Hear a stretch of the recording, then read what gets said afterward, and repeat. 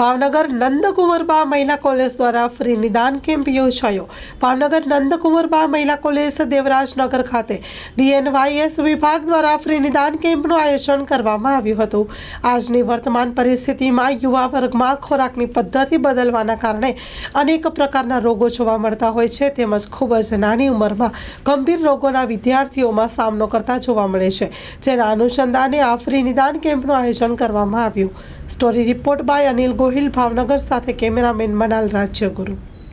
DNYS ડિપાર્ટમેન્ટમાં હું અભ્યાસ કરતી મોરી આકૃતિમાં આજે અમે નિદાન કેમ્પનું આયોજન કર્યું છે, જેમાં ડૉક્ટર પ્રિયંકાબેન મોરી આવીને અમને માર્ગદર્શિત કર્યા। અમે આ નિદાન કેમ્પ એટલા માટે આયોજન કર્યું છે કે જેનાથી લોકોને જાણ થાય કે કુદરતી ઉપચારથી આપણે કેવી રીતે સાજા થઈ શકીએ અને ખોટી દવાઓથી આપણે દૂર રહી શકીએ અને જલ્દી આપણી આસપાસ જે કુદરતી ઉપચારો છે જેનાથી જ આપણે સાજા થઈ શકીએ તે હેતુથી અમે આ નિદાન કેમ્પનું આયોજન કરવામાં આવ્યું છે, જેમાં આપ સૌ જોડાવ તેવી અમારી અભિલાષા છે।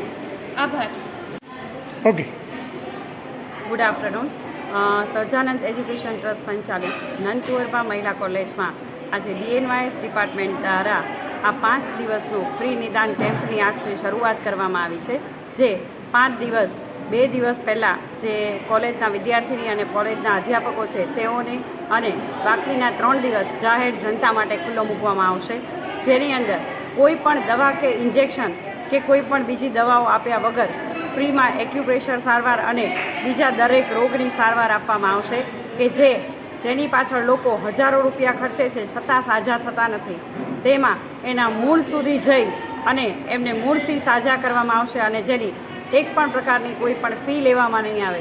અને આજે જે કાર્યક્રમ અમે આ કોલેજની અંદર કર્યો છે એવો જ આ કાર્યક્રમ અમે ભવિષ્યમાં નજીકની દરેક ભાવનગરની સ્કૂલોની અંદર પ્રસરાવવા માગીએ છીએ, કારણ કે અત્યારે જે રોગ નાની ઉંમરની અંદર વધારે પડતા છે, હાર્ટ એટેક આવે છે, ડિપ્રેશન આવે છે, આ બધા રોગ જે નાની ઉંમરની અંદર થાય છે જેના ઈલાજો ખૂબ જ ખર્ચાળ થાય છે અને ઘણી વખત તો એવું બને છે કે નાની ઉંમરમાં માતાઓને પોતાના બાળકો અથવા તો બાળકીનો જીવ ગુમાવવો પડતો જોવા મળે છે।